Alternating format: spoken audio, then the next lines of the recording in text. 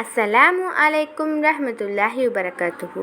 நம்ம இந்த வீடியோவில் ஆதம் நபியின் வரலாறை பற்றி தான் பார்க்க போகிறோம். ஆதம் நபியை படைக்கிறதுக்கு முன்னாடி இறைவன் மலக்குகளை ஒளியாலும் ஜின்களை நெருப்பாலையும் படைத்தான். அதுக்கப்புறம் மனிதனை படைக்கலான்னு யோசித்தான். அதுக்கப்புறம் மனிதனை படைக்கிறதுக்காக உலகத்தில் மணல் எடுக்க சொன்னால் அதுக்கு மலக்குமார்கள் ரத்தம் சிந்துபவரையை படைக்க போகிறான்னு கேட்டாங்க. அதுக்கு அல்லாஹ், நீங்கள் அறிய மாட்டீங்க, நான் தான் அறிவேன்னு சொன்னான். அதுக்கப்புறம் உலகத்தில் இருக்க மணல் மூலமாக மனிதன் ஆதி மனிதனான ஆதம் அலைஹிஸ்ஸலாம் படைக்கப்பட்டாங்க. படைக்கப்பட்ட பிறகு ரூஹு கொடுக்கறதுக்கு முன்னாடி எல்லாரையும் தலைவணங்குங்க ஆதமுக்கு சொன்னாங்க. அதுக்கு இப்லீஸை தவிர மற்ற எல்லாரும் தலைவணங்கினாங்க. இப்லீஸ் ஏன் நீ தலைவணங்கலன்னு கேட்டதுக்கு, இறைவா அவங்க மண்ணு, நான் நெருப்பு, எப்படி தலைவணங்குது என்று பெருமைப்பட்டான்.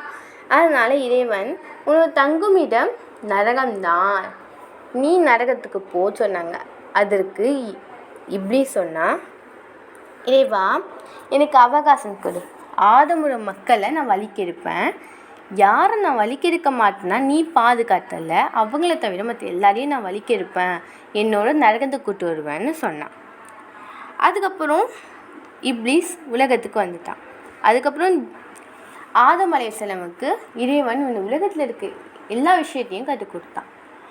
அதுக்கப்புறம் இதை மலக்குமார்கிட்ட சொல்லுன்னு சொல்லும்போது, ஆதம் அலைஹிஸ்ஸலாம் சொல்லும்போது மலக்குமார்கள் சொன்னாங்க, இறைவா நீ தான் அறிவ, நீ உனக்கு தான் எல்லாம் தெரியும்னு சொன்னாங்க. அதுக்கப்புறம் ஆதம் அலைஹிஸ்ஸலாம் சொர்க்கத்தில் வாழ்ந்து வந்தாங்க. அப்போது ஆதம் அலைஹிஸ்ஸலாம் தவிர எல்லாருக்கும் துணை இருந்துச்சு. அதனால் அவங்க கவலைப்பட்டாங்க. அதனால் அவங்க துணை வேணும் என்பதற்காக அவங்களோட விழா எலும்புலேருந்து ஹவ்வா படைக்கப்பட்டாங்க. ஹவ்வா படைக்கப்பட்டுட்டு இறைவன் சொன்னால், இந்த சொர்க்கத்தில் இருக்க எல்லா பழத்தையும் சாப்பிடுங்க, ஆனால் ஒரு மரத்தை தவிர அதில் இருக்க பழத்தை சாப்பிடாதீங்க சொன்னாங்க. அதுக்கு ஓகேன்னு சொல்லிவிட்டு சொர்க்கத்தில் இருந்து வந்தாங்க. மனுஷன்தான் மறப்பான்ல, அதே மாதிரி மறந்துட்டாங்க. அதுதான் விஷயம் வந்துடுச்சு சொல்லிவிட்டு இப்லீஸ் போய் இந்த பழத்தை சாப்பிடுங்க, இந்த பழம் இவ்வளோ டேஸ்ட்டாக இருக்கும், அப்படி இருக்கும் இப்படி இருக்கும் சொன்ன பிறகு அவங்களும் மறந்து போய் இறைவன் சாப்பிடக்கூடாது சொல்லியிருக்காங்களேன்னு விஷயத்தை மறந்துட்டு அது சாப்பிட்டாங்க. சாப்பிட்டோடனே அவங்களுடைய டெஸ்போர்லன்னு தெரிய வருது. அதனால் செடி கொடியெல்லாம் போய் பூந்து மறைஞ்சிக்கிறாங்க.